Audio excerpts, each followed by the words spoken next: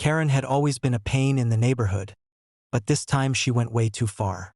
It started on a rainy Tuesday evening when I came home from work and found her SUV blocking my emergency exit gate. Not just partially parked there, completely wedged in, blocking the one access point designed for ambulances, fire trucks, or my livestock trailers if I ever needed to move them quickly. I knocked on her door, calm at first. "Karen, you're blocking my emergency exit. You need to move your car." She smirked, sipping a glass of wine. "It's public space. I'll move it when I feel like it." I pointed to the clearly marked red-painted curb and bold white letters that read emergency exit and no parking. "No, this isn't public.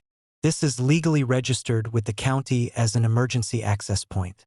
Move it or I'll have it towed." She rolled her eyes. "Oh, please. You're always making up rules. Call whoever you want. Nobody's towing my car." And she slammed the door. That's when I decided, fine. If she wanted to play stubborn, I'd play smarter. The very next day, I called a contractor buddy of mine who specialized in security installations. He laughed when I explained my plan. "You sure about this?" he asked. "Dead sure," I said. "If she wants to test me, I'll give her a test she'll never forget." So we installed a hydraulic bollard, one of those rising steel posts you see outside government buildings and embassies. Retractable, remote-controlled, and built strong enough to stop a speeding truck. It was expensive, sure, but I figured peace of mind and a lesson for Karen was worth every penny. By the end of the week, the bollard was in place. It sat flush with the ground, invisible unless activated. And I didn't even need to say a word to Karen. I knew she'd eventually park there again. And boy, did she. Saturday morning, I woke up to the sound of her loud SUV engine. I peeked out the window and, like clockwork, she swung into the same spot, smug as ever. She stepped out, sunglasses on, carrying a yoga mat, and strutted away like she owned the place. I smiled, grabbed the remote, and clicked. Whir-thunk. The steel bollard rose from the ground like a sword from a sheath, wedging itself perfectly under her SUV. At first, it just lifted the front end slightly, but when she came back an hour later and tried to reverse, the damage was instant. The bumper ripped clean off. The undercarriage crunched against the steel. The muffler dragged, and her rear tires spun helplessly as she realized she wasn't going anywhere. The best part? She hadn't seen the bollard until that moment. She screamed loud enough for half the neighborhood to hear. "What did you do to my car?" I calmly walked out, holding my phone.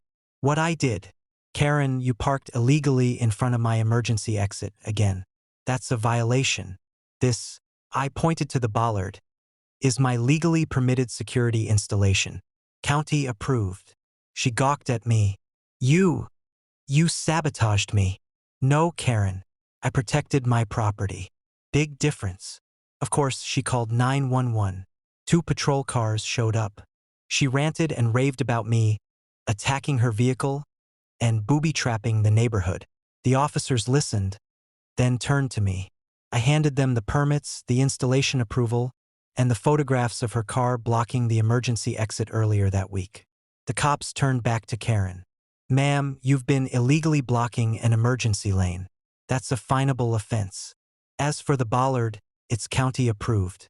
He's within his rights." Her jaw dropped. So you're siding with him?" One officer sighed. "Ma'am, your SUV is damaged because you parked illegally and ignored a clearly marked zone. This isn't sabotage, it's your own fault." She screamed, cursed, even threatened lawsuits. The cops shrugged and handed her a citation for blocking emergency access. And me?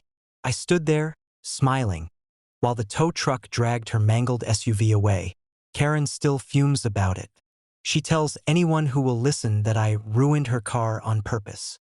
But funny thing, she's never parked in front of my emergency exit again. The bollard? Still there, still ready. And now the entire neighborhood knows. You block my property, you pay the price. Sometimes in metal, sometimes in reputation, but always in full.